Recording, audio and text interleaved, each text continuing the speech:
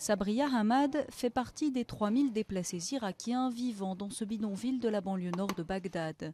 Avec sa famille, elle a fui sa maison de la région d'Abu Ghraib après avoir été menacée par des hommes armés qui lui reprochaient d'être de confession chiite. Depuis, elle habite ici avec son mari, son fils handicapé et ses 14 petits-enfants. Des conditions de vie très difficiles, mais elle a trop peur de retourner chez elle.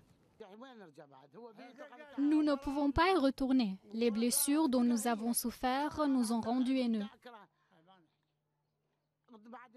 Une famille a pris notre maison, donc comment pourrions-nous rentrer? C'est impossible. Certains ont essayé et on les a tués.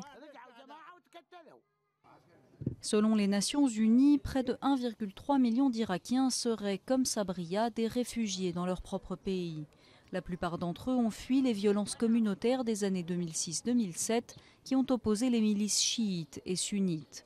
Ce camp est l'un des plus pauvres de la région et ses habitants dépendent en grande partie de l'aide humanitaire. Avant, c'était un entrepôt. Il n'y avait pas d'égout, pas de réseau pour l'eau. Ce n'est pas fait pour être habité.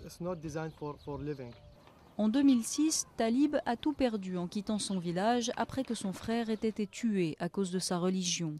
Depuis, il espère recevoir de l'aide de la part du gouvernement. Nous réclamons des compensations parce que nous avons perdu nos maisons. C'est tout ce que nous demandons à l'État. Nous voulons une maison pour vivre en paix. Mais le campement où vivent Sabriya, Talib et leur famille est illégal et les autorités locales ne leur fournissent même pas les services d'hygiène de base comme le ramassage des poubelles. Pour eux, ne reste que l'attente.